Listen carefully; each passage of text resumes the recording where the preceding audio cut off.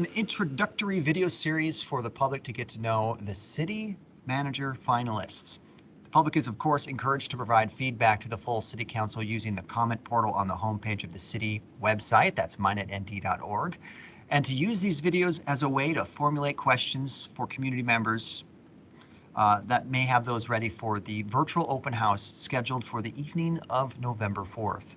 Now, that said, I'd like to introduce one of our finalists for the city manager position. That's Mr. Ray Agbabiaka. Now, Ray, thanks for giving us a few moments of your time. Thank you, sir. Yeah, so real quick, let's get into this. Give us a brief introduction about yourself and your qualifications for the position.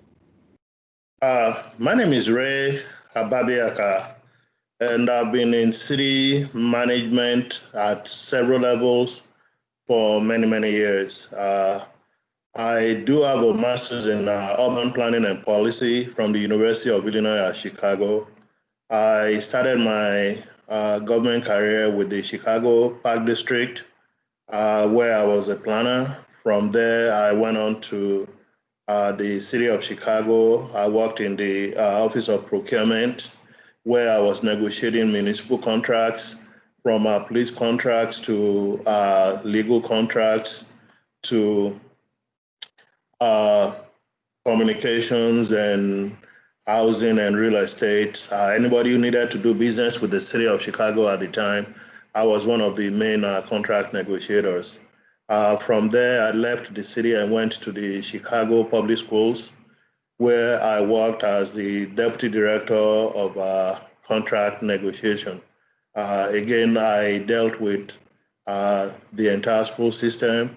I basically reviewed all the contracts and had to sign off on it, especially with the diversity program, ranging from building schools to architectural reviews, engineering, books, pens, pins, needles.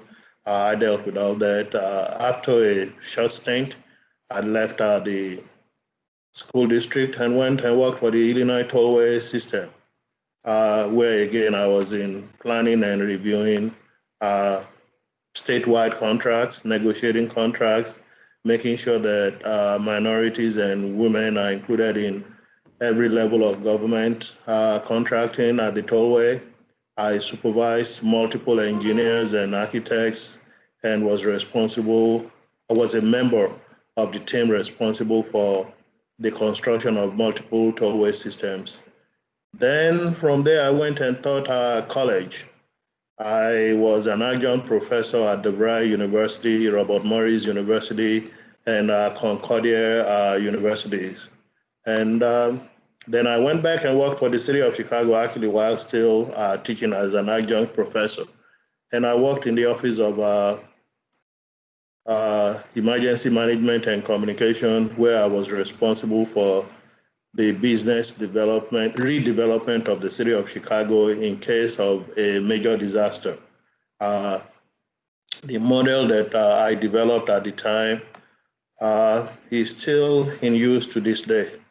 And then I left the city of Chicago and went to the village of Madison, where I was the director of community development, where I oversaw zoning, land use development, building services.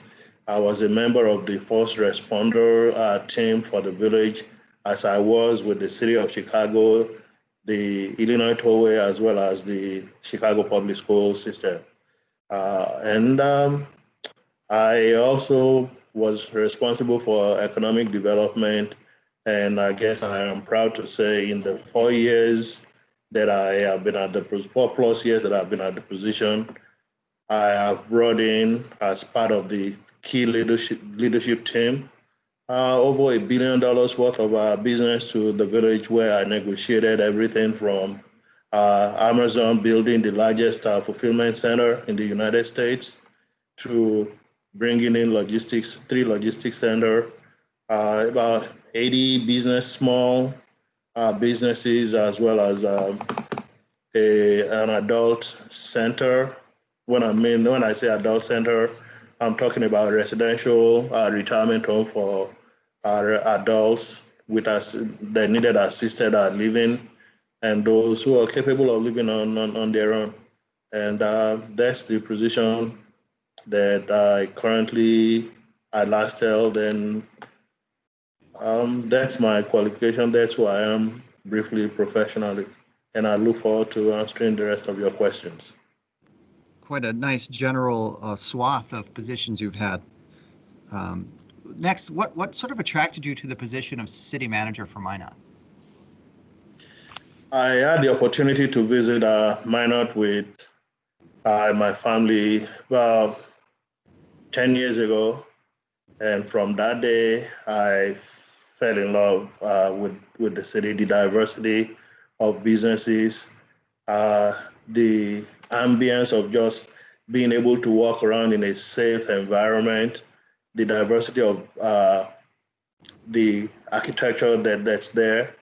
And I have been back about twice since just to see the village, not for any particular reason, but just because I love the city and I've always been partial to the Dakotas. Maybe that was one of the first states that I found out about from my teacher in high school, who was from North Dakota, and she was so proud of the state that at every moment she had to tell us about just how beautiful and how peaceful it is. And having seen what the city has done to date, I felt I could contribute, given my knowledge, my skills, my education, and everything that I've acquired to date. And I'm looking for that one last professional employment where I will call my forever home. So I've read all the comprehensive planning, the zoning codes, and I think I'll be a perfect fit for the village, given what they've done, what is being done, and the fact that I will not be coming into an empty space. There are professionals there. I've read some of the bios that I could find online about the mayor, the city council members, and some of the staff. So I'm coming in to be part of a team, not a one-man gang. Excellent. Now, what do you think is one of our biggest challenges, or maybe our biggest opportunities, and how do you think you could address it? The biggest challenge is probably implementing the rest of the comprehensive plan. I was aware of the flood devastation from a few years back, and I read, I'm aware of the plan that's been put in place. Uh, the brownfields, what can we do with it? How can we bring new businesses in that will continue to diversify the businesses that are already there? I am aware that the city is looking for logistics type businesses, especially centers.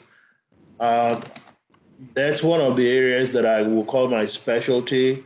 Apart from having a master's in urban planning and policy, I also have an MBA in finance and administration, and I also have a master's in public administration.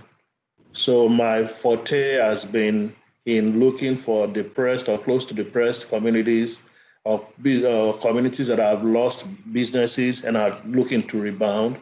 So with everything that I have seen, I immediately from day one, should I be hired for the position, I have some national businesses in mind that I plan on, after meeting with the mayor, the council, and taking my cue from them to contact in terms of bringing large scale uh, develop logistics center, or just uh, new attracting new businesses to the village, to the city, and looking to revamp or tweak the zoning code and making sure that it is properly enforced, or at least looking to modernize the code. Uh, so I think, given my track record, that in the last 5 years, to attract $1 billion worth of diverse businesses, mostly logistics, to a center in the Midwest, especially in Cook County where the taxes are out of the world, I think lends credibility to my ability to do it, given the opportunity. Now, finally, if you were afforded the opportunity to be our next city manager, how would you try to get to know our community? I am a people person, period. I plan on meeting with the Chamber of Commerce. I will be accessible to, of course, the mayor, my co-workers, staff from department heads to janitors and whatnot. And then I will be extremely visible in the community, in collecting information. Uh, I plan on visiting homeowners organizations and associations, the Chamber of Commerce. I plan on being active in the library. I'm an avid reader and I use the library quite a lot.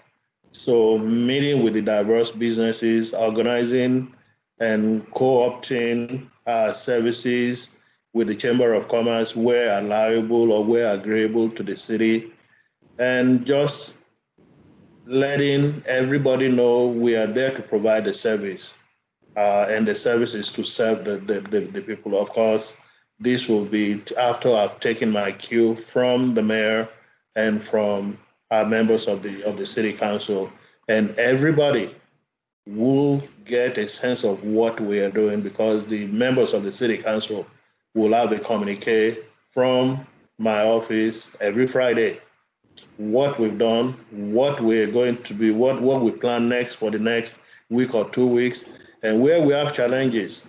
To be truthful and upright with folks, mistakes are made.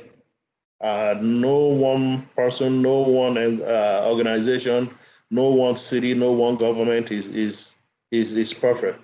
Mistakes will be made here and there. Where those mistakes are made, let's own up to it. Let's work collaboratively together, and figure out what those mistakes are and what our resources are to deal with all issues, understanding that resources are limited. What can we achieve given the resources that we have, and what are the priorities for the elected officials of the village? I mean, of the city, excuse me, I keep saying village because I currently work in a it's a big village, but we call it village here, so for the city. So, Sometimes we feel like a village here. That's all right. well, it's a big village, okay? And I just feel being open, being accessible, and I'm a very good listener. I listen more than I speak. Let's listen to everybody, all the stakeholders. We have the Army Corps of Engineers. We have studies that have already been done. We have housing programs that have already been started. Where can we take it to the next level? Who are the stakeholders? My job will be more of helping to coordinate and to manage the resources and the plans that are in place, and making sure that we achieve the results or the end goal as devised or called for in the plans, and reporting back to the elected officials and to be held accountable by the elected officials as well as the community. I think that will bode well for getting to know the community, visiting them, living there, spending money with them, interacting with them, and just letting them know I'm here to serve you, and that's it. Okay, Ray, is there anything else you'd like to add before we wrap up? Um, I'd like to think that given the opportunity, the city, city council, the mayor, and the residents and citizens of the city will find that they could not have chosen a better person. I have the education, I have the knowledge, I have the experience, and I have the connections in the business world to take us from where we are now to the level that we want to be, using very, very, very few of our resources. Uh, I'm a people person, and from what I've seen and heard about the city, I think it will be a marriage made in heaven, so to say. And that's it. Thank you. All right. Well, thanks again for your time, Mr. Agbabiaka. We all look forward to hearing more from you in the coming week. And of course, Good luck on the upcoming interviews. Now, again, citizens, you can use this as a quick introduction to the finalists as a way to get to know our top candidates for the city manager position. Feel free to make comments through the comment portal on the city website. The virtual open house for Mr. Agbabiaka, it will be at 6 o'clock on November 4th. That will be live streamed on the City of Minot's Facebook page, and the full city council will have an interview on November 5th. That also will be a live broadcast.